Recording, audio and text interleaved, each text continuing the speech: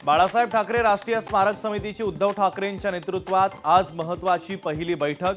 राज्य शासनाचे सदस्य आणि उद्धव ठाकरे यांच्या उपस्थितीमध्ये बैठकीचं आयोजन। मनसे अध्यक्ष राज ठाकरे यांनी बोलावली तातडीची बैठक। महापौर निवडीच्या संदर्भात सकाळी 10 वाजता महत्त्वाची बैठक। उपमुख्यमंत्री सुनेत्रा पवार 10 फेब्रुवारीला उपमुख्यमंत्री पदाचा पदभार स्वीकारणार। मुंबईत येताच श्री सिद्धविनायक मंदिरामध्ये आणि चैत्यभूमीवर जात दर्शन घेणार। पुण्यातील मुंडवा जमीन प्रकरणामध्ये पार्थ पवार निर्दोष। व्यवहारामध्ये पार्थ पवारांचं कुठेही नाव नसल्याचं खारगे समितीच्या अहवालातून स्पष्ट। समितीने तयार केला 100 पानांचा अहवाल।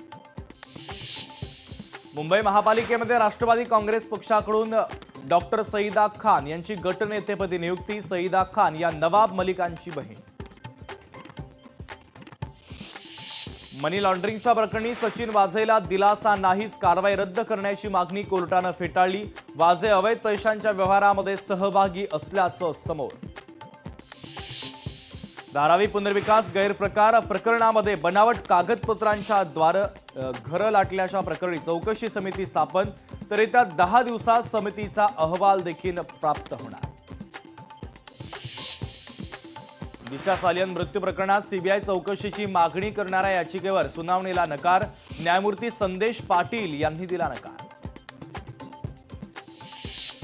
रोहित शेट्टी गोळीबार प्रकरणातील आरोपींना आज किला कोर्टामध्ये हजर केलं जाणार। दुपारी 2:30 वाजता किला कोर्टात सुनावणी। पुणे मुंबई मार्गावरील ठप्प वाहतूक अखेर 32 तासानंतर हळूहळू सुरू। तर बुधवारी रात्री 1:30च्या सुमारास गॅस टँकर झाला होता पलटी। 4 क्रेनच्या सहाय्यानं गॅस टँकर बाजूला। सोलापुरात अल्पवयीन मुलीवर अत्याचार, जबरदस्तीनं धर्मांतर करून केलं लग्न व केल्यासह 5 जणांच्या विरोधात गुन्हा दाखल। 3 जणांना अटक, 2 आरोपी फरार।